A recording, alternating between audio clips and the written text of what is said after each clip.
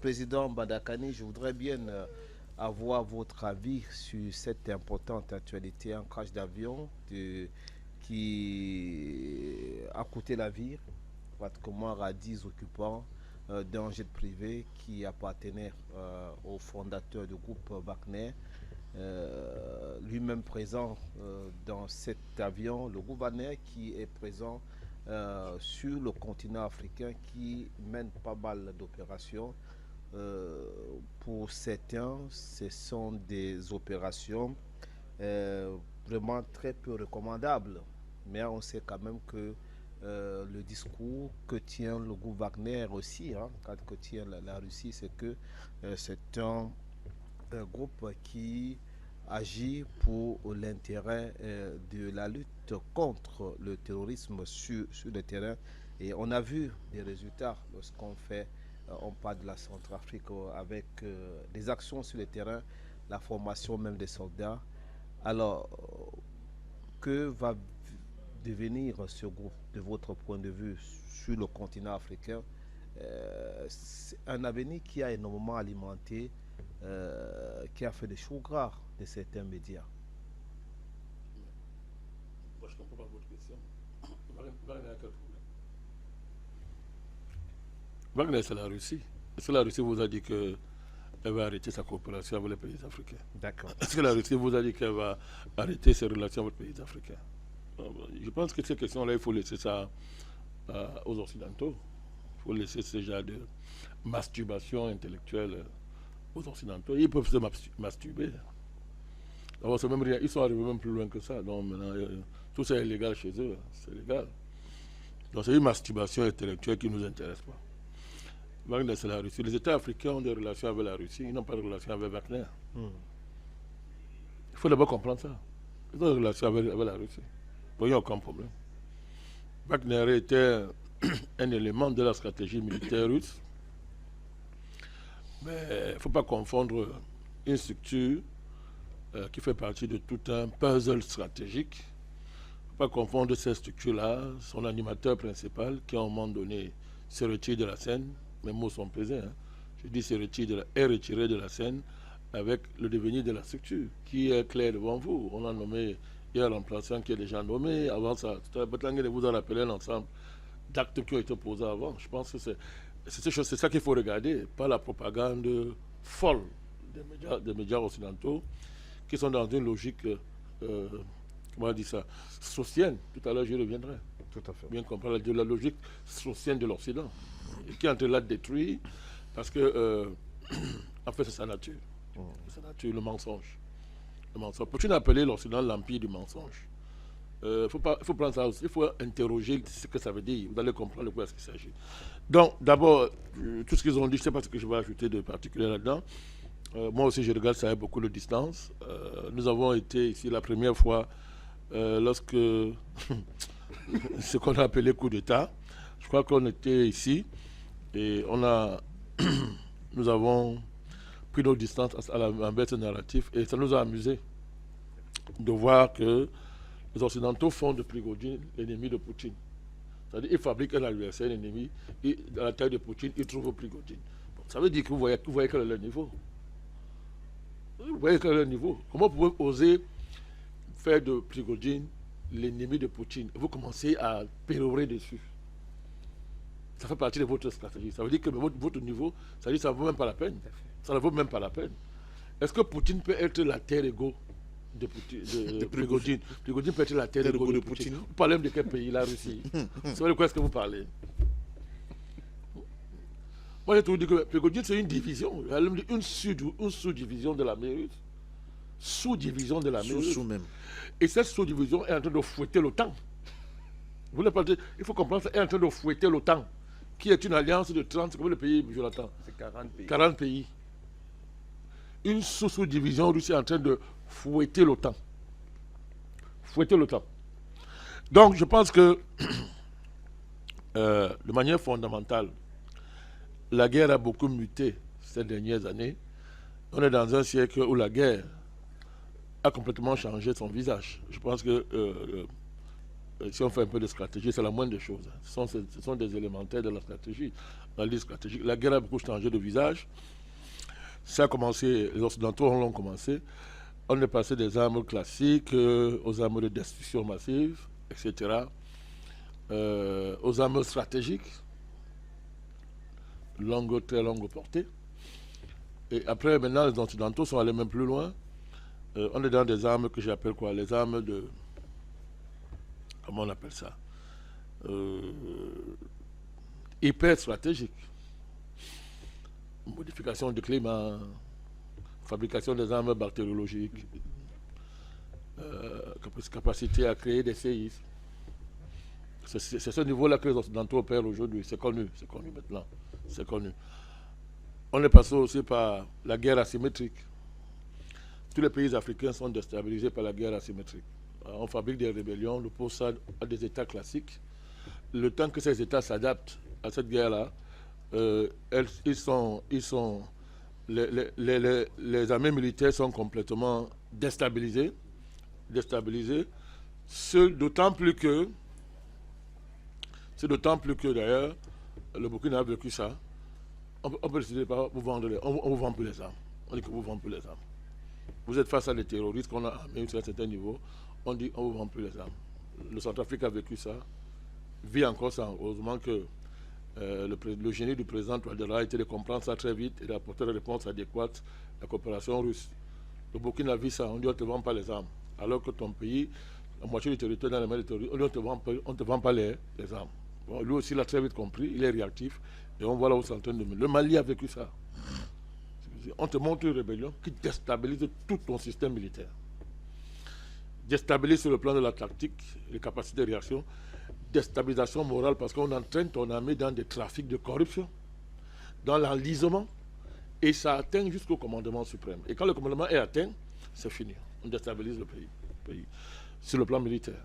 Mais il faut bien comprendre de quoi est-ce qu'il s'agit. Vous avez, à la fin de la guerre froide, les Occidentaux qui changent carrément leur doctrine militaire. On accélère la privatisation des armées. C'est ça les sociétés militaires privées. C'est l'Amérique. C'était un grand chantier stratégique pour les États-Unis. Et ici, il y a une différence fondamentale qu'il faut intégrer ici. C'est que, à la différence de l'Occident, les Occidentaux, les sociétés militaires privées sont privées. Hein? Sont privées. L'État les gère à travers une législation. Mais c'est important, elles sont privées. Pourquoi? Qui était derrière la privatisation des armées? C'était les marchés financiers. Et vous ne comprenez pas ça si vous ne vous souvenez pas qu'il y a une vieille tradition en Occident. La tradition du mercenariat est millénaire en Occident. Avec les Templiers. Même avant, elle est millénaire, mercenariat. Donc, l'armée mercenariale est inscrite dans les gènes de l'Occident. En fait, c'est même l'armée étatique nationale est une curiosité en Occident. Si on se met sur le temps long, l'armée, l'idée de l'armée nationale est un problème. Ils ne se sont jamais adaptés à ça, contrairement aux apparences. Le mercenariat, l'armée privée, des aventuriers qui tuent, volent, pillent pour de l'argent, qui font la guerre pour de l'argent à titre privé, ça c'est inscrit dans le gène des Occidentaux. Or, les qui ont cet héritage, ce sont les marchés financiers. Ben, je vous dis l'information. Contrôle, puisque c'est une entreprise privée. Comment on règle ça? L'argent qu'il faut investir pour avoir une armée privée, pour monter une armée privée n'est pas à la portée de tout le monde. À partir du moment où il y a une sélection par le capital, mais qui est capable de s'engager dans le pareil marché? Qui peut les garantir?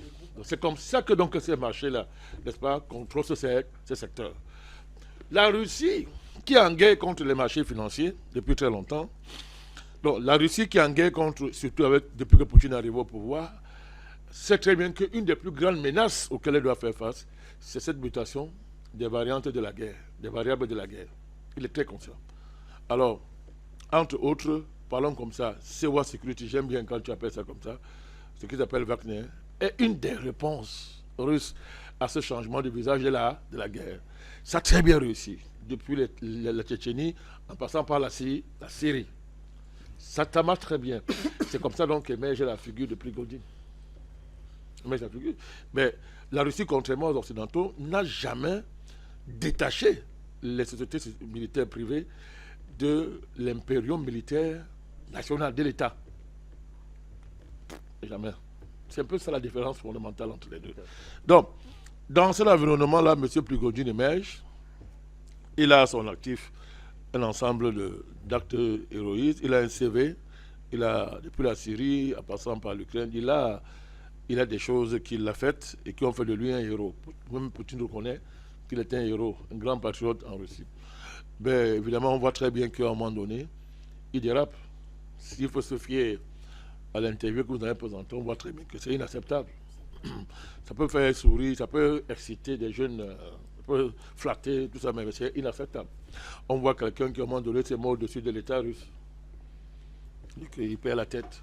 Et on l'a vu dans ces dérapages sur le chantier, sur le champ de guerre ukrainien, où il se permet de critiquer ouvertement la stratégie de l'État russe à travers la critique cinglante qu'il inflige, n'est-ce pas, au haut représentant après Poutine de la hiérarchie militaire, ministre de la Défense, Shoigu.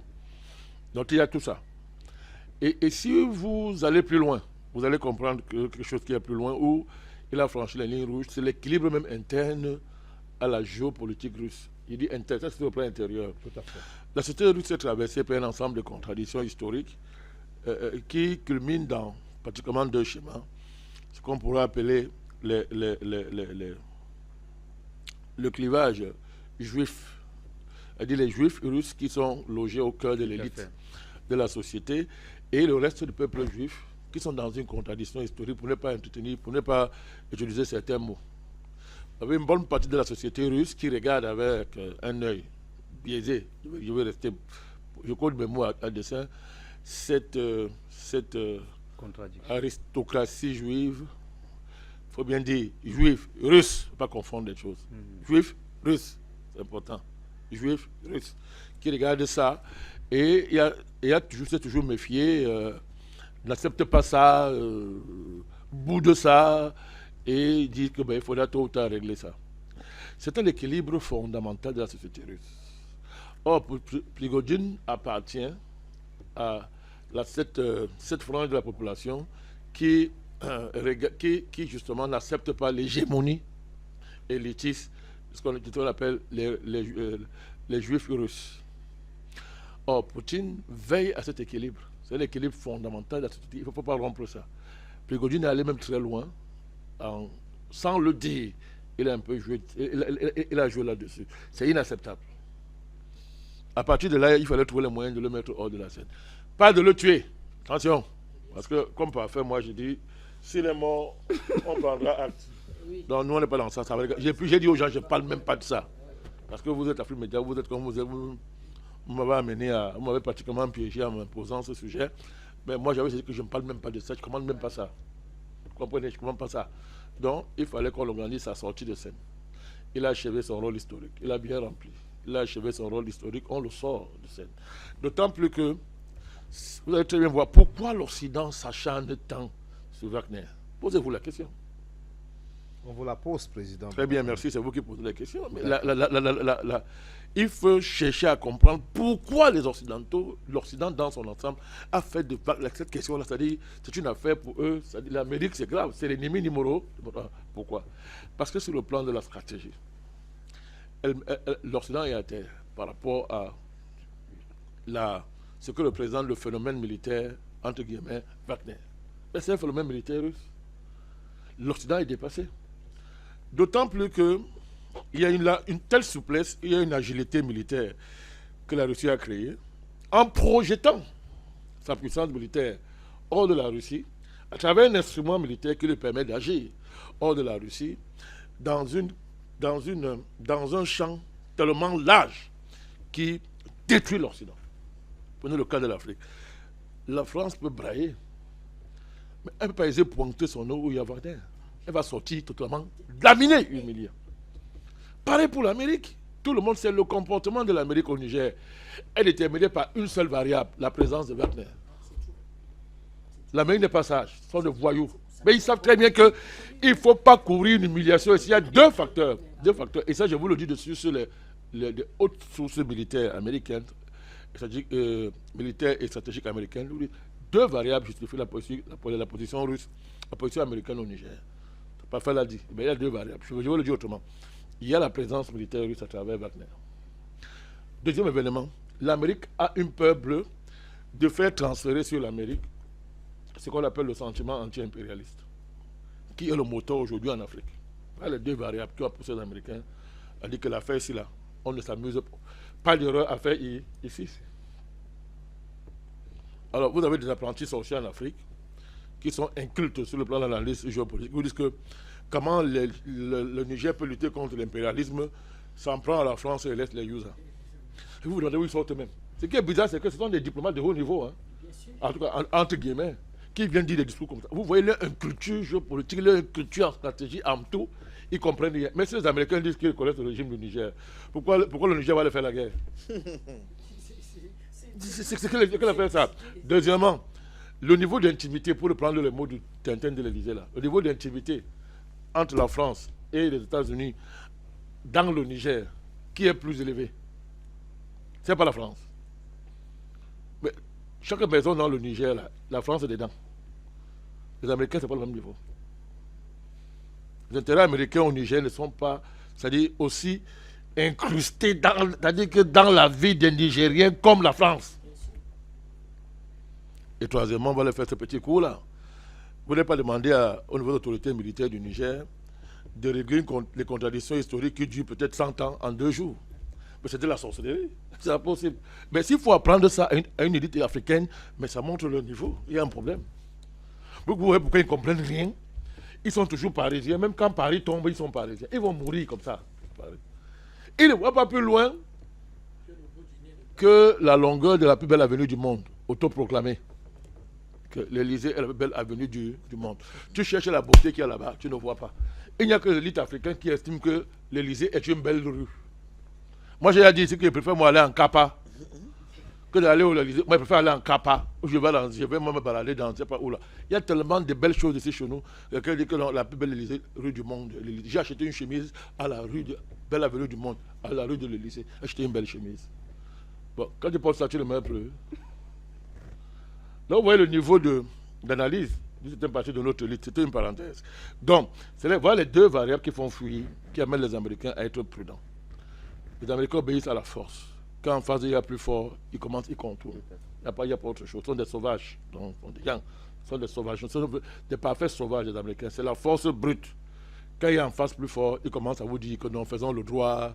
Ils commencent à dire, parlons comme ça. Ils commencent à taper leur bouche. Quand vous êtes faiblis, ils vous écrasent. C'est la loi de l'Amérique.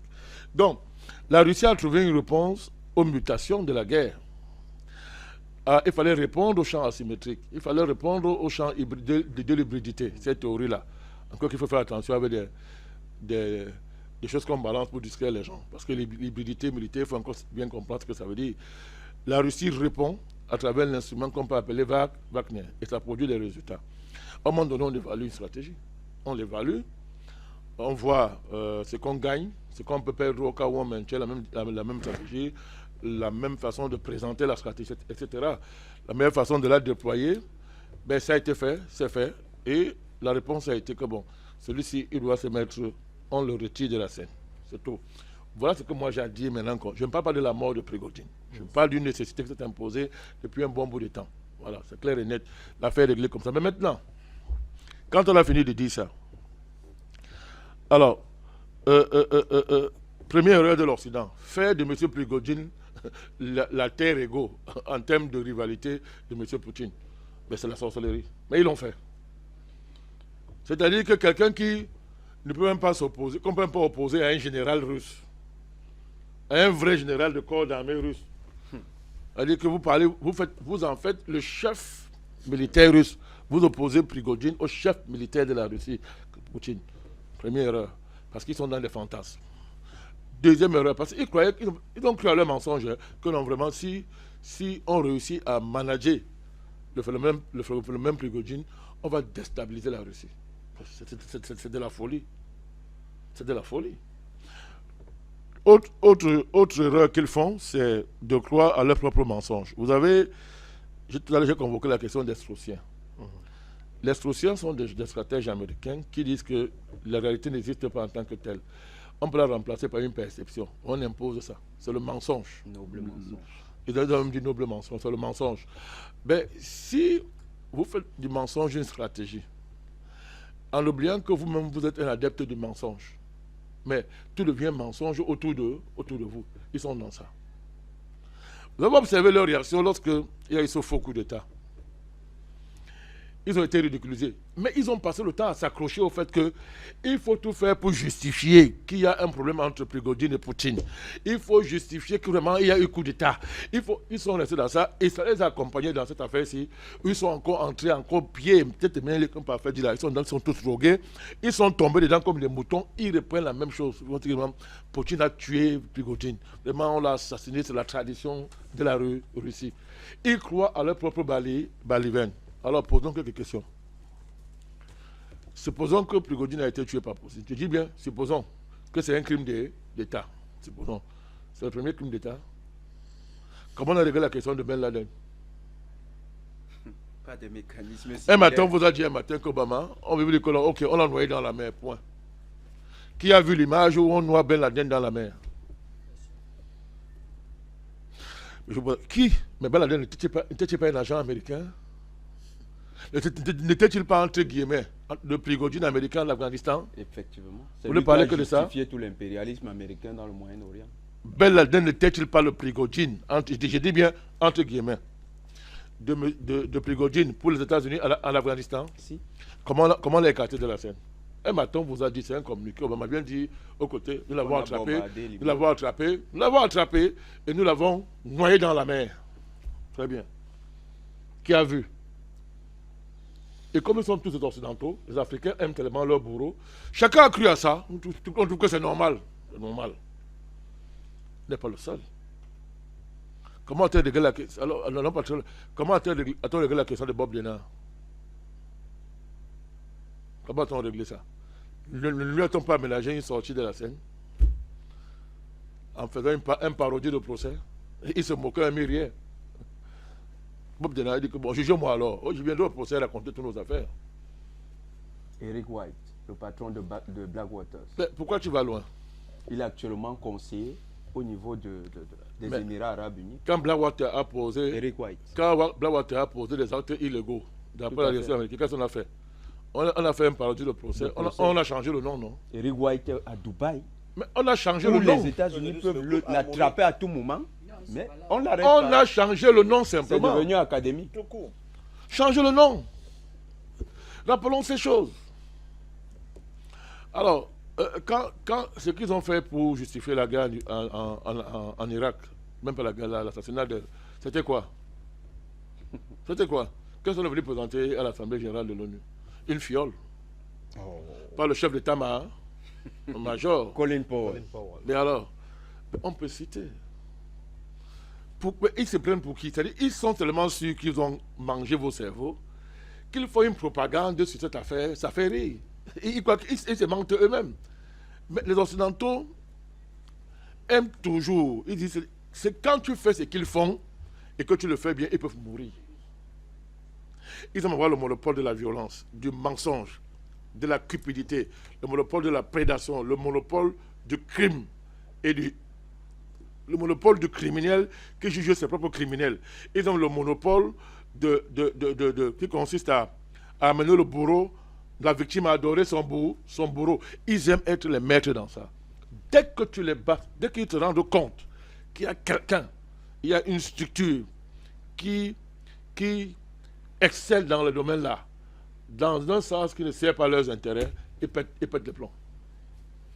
Voilà pourquoi ils en veulent Wagner. Mais les sociétés privées militaires, mais ce n'est pas la légalisation du mercenariat. En Ukraine, qu'est-ce qui se passe? Est-ce que l'Ukraine a encore une armée? Depuis bientôt 8 mois, c'est qu'il n'y a plus d'armée ukrainienne.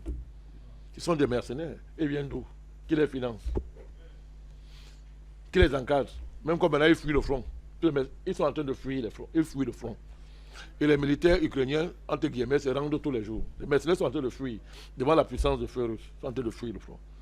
Donc, vous vous rendez très bien que voilà des personnes, c'est-à-dire tout ce qu'ils reprochent à Wagner, c'est ce qu'ils sont, c'est ce qu'ils font. Or, Wagner ne fait pas ça, en réalité. On dit qu'il fait des crimes. Quel crime? Quel crime? Donc, dès que les Américains disent que tu as fait des crimes, ça devient vrai. Où sont les crimes? Mais les Américains, on ne dit pas, on voit les crimes. C'est là on peut compter. Si on peut compter.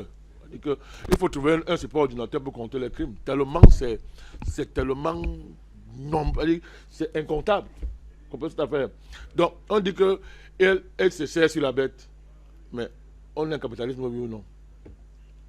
Bon, Wagner vient avec... Supposons que c'est vrai. Si Wagner vient chez vous, assure la sécurité dans votre pays, supposons que ce qu'il disait est vrai, hein, et vous dites que, ok, ben, ce service-là, cette prestation a un coût. Ben, en quoi ça veut dire c'est payé sur la bête? C'est une entreprise privée. Attends, c'est la colonisation. C'est la même chose que la colonisation. La même chose que l'impérialisme. Donc vous voyez comment, ça dit qu'ils se mentent eux-mêmes, ils fabriquent des histoires. Nous avons un fameux rapport qu'on a parcouru, Bertrand, moi et toi, je crois que tu l'as eu aussi. Cette ONG américaine qui fait un rapport pour justifier une opération anti-Touadéra. The Sentry. The Sentry. D'abord, ce sont des bandits. Allez lire le rapport. Aurait, la preuve, non. Ils ont demandé de garder l'anonymat. L'enquêtrice est restée à l'hôtel Ledger. Je dis que c'est là où elle rédigeait tout. Les témoins et ceux qu'ils appellent ceux qui ont collaboré ont tous gardé l'anonymat. Ça veut dire que tu ne peux pas avoir accès à eux. Mais eux, ils ont accès à ces gens-là. Et à partir de ça, on rédige un rapport qui va aller justifier une opération anti-président Touadéra. Parce que ça, pourquoi? On dit que non, M. Prigodine garde des contrats, il a tel contrat, machin, comme ça. On va jusqu'à demander, dire que le président Touadéra, c'est sa milice. C'est sa milice, lui et sa famille, c'est un clan. Monsieur, tous les crimes de Wagner, M. Touadéra est passible des crimes contre l'humanité. Tout un tissu de mensonges, mais qui pour eux est de la vérité. Et cette ONG a déjà été victime de procès qu'elle a perdu, toujours pour sa spécialisation en mensonges. En mensonges. Donc, vous voyez des choses comme ça, et les gens font semblant de ne pas voir. Pourquoi? Parce que l'Amérique, les Occidentaux comptent sur le fait que ils contrôlent une bonne partie de l'économie de votre pays. Ils fabriquent une partie de votre élite, toutes sortes de ravates, de machin et consorts. Et ils sont des Américains, quand ils ne sont pas français, ils sont européens. N'est-ce pas? Ils savent tout ça. Ils savent qu'ils contrôlent vos présidents, dont tous les avoirs sont à l'étranger, dans leur banque à l'étranger. Les enfants fréquentent à l'étranger. Quand ils sont malades, les soins se passent hors de leur pays. Mais quand vous avez toutes ces données, vous pouvez vous comporter comme ça. Heureusement, les choses sont en train de changer. Donc, voilà comme ça, c'est comme ça que moi j'aborde cette affaire. C'est une affaire purement... on est en pleine guerre propagande. On est dans le prolongement de la guerre militaire sur le terrain des récits, sur le terrain du récit. Si mon récit conquiert l'esprit de tes populations, j'ai l'avantage sur toi. C'est ça la guerre d'aujourd'hui. Il faut d'abord que mes récits conquièrent l'esprit de ta population. Il faut que je contrôle ta population à distance. C'est la guerre du récit. Si je loge mes récits dans la tête de ta population, tu as déjà perdu la guerre, la bataille. Et il a si bien dit, il était évident que Poutine, connaissant ça, devrait prendre compte de ça et, comment dire ça, remettre à jour la façade, tu as bien dit, rafraîchir l'image et la façade de Wagner. C'est ce qui est en train d'être fait. C'est normal, c'est cohérent. Je vais vous citer deux autres exemples. Je vais sortir par là. Quel est le sort qu'on a réservé à Snowden? Mon ami parfait. C'est ça. Je rappelle, quel sort a-t-on réservé à Snowden? C'est la prison. Ennemi d'État. Pourquoi? On dit qu'il a trahi les États-Unis. Vous connaissez son fameux crime? Révélation des secrets. Non, le gars estime qu'on va loin, que ça, ce n'est plus l'intérêt des États-Unis. Ce qu'on fait là, vraiment, on veut créer une guerre mondiale, on veut. Il révèle de ces choses-là. On a décidé d'en faire un apatride sur cette terre. C'est-à-dire, c'était terminé pour lui. On a dit c'est un traître, que s'il revient aux États-Unis, on le pend, puis ce chose on tue encore. La peine de mort, vous savez qu'il y a la peine de mort aux États-Unis. Voilà. On devait l'autorité pour haute trahison. Qui a fait ça? Ce sont les États-Unis. Quel sort a-t-on réservé à Julian Assange? Il est en prison, maltraité. En Angleterre. Dans des pays où on vous dit que non, la liberté de l'information est au pinacle. C'est-à-dire c'est au pinacle, c'est au niveau le plus... Quel sort a-t-on réservé à Julian Assange? Assange. Ce garçon, il n'avait plus de patrie. Il est maltraité actuellement. Mais comment? Ce gars, c'est pas une vie. On a rendu sa vie, on a fait de sa vie un enfer. On a monté tout ça, c'est un pédophile. Qu'est-ce que c'est? On lui a monté toutes sortes de coups. Je dis Julian Assange. Or, ce monsieur, c'est un héros. Les révélations de Wikileaks n'ont-ils pas contribué à sauver le monde? Qui peut nier que les révélations de Wikileaks n'ont pas contribué à sauver le monde? Très important. Puisque Wikileaks vous montre qui est, par exemple, Hillary Clinton. Hillary Clinton. Je donne un exemple parmi tant d'autres. On vous explique comment on a créé. C'est public, hein? C'est public, il y a plein de débats là, c'est public. On vous dit comment on a créé l'État islamique. Qui l'a créé? Il est mort. Ce petit voyou, il s'appelait l'ancien héros de guerre d'après les Américains. Il a été McCain. On vous dit comment on a créé ces choses qui ont créé des millions de morts et qui justifient la guerre contre le terrorisme. Tout ça est expliqué. Des choses horribles des dirigeants que vous respectez tant. Les réseaux de pédophilie. Tout à l'heure, vous parlez de la drogue. Mais la drogue, aujourd'hui, ceux qui ont l'histoire, qui font l'historique des guerres stratégiques sur 500 ans, même sur 1000 ans, mais vous allez voir que l'économie mondiale fonctionne grâce à la drogue. La drogue est une des bases de l'économie mondiale. Il n'a pas dit, moi je veux vous le dire, mais les familles Rockefeller et Rothschild sont des maîtres du marché de la drogue. Ça n'a pas commencé aujourd'hui. Qui organise la guerre de l'opium en Chine? Ce sont ces familles. Marché financier. Aujourd'hui, vous avez tapé sur Internet, vous avez des anciens cahiers de la drogue reconvertis qui vous disent le rôle d'un pays comme la France dans le marché de la drogue, dans la division du travail, dans le commerce de la drogue dans le monde. Ils vous le disent. Tapez Internet, ils sont là. Ils ont écrit des livres et tout. Avec comme principale banque la HSBC. Mais clair, c'est écrit.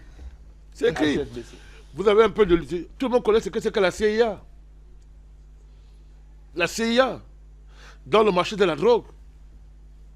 La DGSE. Mais c'est eux qui luttent contre la drogue, hein, en passant. C'est eux qui font la guerre au trafic de la drogue. Mais ils sont les plus grands vendeurs, les plus grands organisateurs du marché de la drogue. Et derrière ça, allez voir tout ce qu'il y a derrière. Vous n'organisez pas un tel commerce si en même temps vous n'êtes pas maître du crime organisé. Je veux dire au niveau de l'art de tuer, sans être arrêté. Vous devez dégager une capacité de l'art de l'assassinat, de la tuerie, une puissance militaire, n'est-ce pas, qui soit supérieure à celle des États. Écoutez-moi bien, hein. Quand aux États-Unis on parle de l'État profond, moi je vais aller loin. Quand on dit États-Unis, État profond, c'est pas une... On dit que c'est le complotisme, ça fait rire. Eisenhower, président américain. Monsieur Kennedy a été président américain. Abraham Lincoln a été président américain. Ils sont pleins de présidents américains qui ont fait des discours depuis pratiquement 200 ans pour dénoncer l'existence d'un État profond aux États-Unis qui menace la liberté des citoyens et qui est la plus grande menace à la liberté des États-Unis. Des présidents, je vous donne les noms, j'ai les documents. C'est quoi l'État profond? Ce sont ces gens. Je vous le dis, l'État profond, ce n'est pas seulement le faire. Ce n'est pas seulement le complexe militaro-industriel. Pharmaceutique. Ce n'est pas seulement les marchés, ce n'est pas seulement le fait des marchés financiers. L'État profond, c'est la capacité qu'ont une certaine oligarchie, un groupe de familles, qui sont capables de placer à la tête des États-Unis qui ils veulent et d'assassiner tout président qui menace leurs intérêts. Les gens pensent qu'on a seulement tué Kennedy, ça me fait rire. Vous avez au moins 4, 5, 6 présidents américains assassinés. Depuis pratiquement 200 ans, il n'y a pas d'enquête. Kennedy est le dernier. Je dis assassiné, et on sait qui assassine. Je dis on sait qui assassine. Et aucun juge, aucun magistrat dans ces pays où la liberté, où l'indépendance de la justice est garantie même par Dieu lui-même, aucun magistrat ne peut aller ouvrir ce dossier-là. Abraham Lincoln, assassiné, son remplaçant, assassiné. Je vous donne les noms, j'ai la liste. Je dis, vous le montrez depuis la création des États-Unis, hein, ils sont en train de vous dire. On sait qui assassine. On sait qui a tué Kennedy, où il est mort. On sait. Mais dites-moi, quel est le juge qui peut oser aller ouvrir une enquête pour dire que, ok, machin, qui peut oser? Vous appelez ça démocratie? On vient vous parler de Lee Oswald. Oui, on amasse un pantin, on met devant vous la machine contre pour la diversion. Et après, on le tue même. Ben ouais, on le tue même. Et les rapports balistiques montrent que... A tiré une carabine à lunettes. Non, n'importe quoi. D'accord. C'est ça l'état profond. Or, ces groupes de tueurs, ces gens qui assassinent les présidents, c'est-à-dire qu'ils sont capables d'infiltrer la sécurité de l'État, chargés de protéger le président. Ce n'est pas vous et moi qui pouvons faire ça, monsieur. Alors, la question est celle-ci. Ils donnent des leçons à Poutine. Joe Biden ose parler. Un criminel comme ça, qui lui-même, il tue même sa famille, il les met dans tous ses trafics. Joe Biden, c'est-à-dire une pourriture, j'ai dit pourriture. Président Madaka, nous sommes arrivés à la fin de cette émission. Laissez-moi terminer. Voilà, c'est l'heure de l'émission. Des gens comme ça, Il faut le rappeler. Allez-y, vous pouvez chuter. C'est-à-dire que voilà les gens qui donnent les leçons. Qui veut présenter la mort de Prigodine comme étant la preuve par excellence que Poutine n'est qu'un criminel, un vulgaire assassin, et que la Russie c'est une autocratie sanguine où le président tue quand il veut, quand tu vas d'accord avec lui. Oh, c'est leur spécialité. Je viens de vous en donner les preuves. On vous a suivi. Merci. Merci énormément à vous, mesdames et messieurs. Afrique Média, le monde, c'est nous.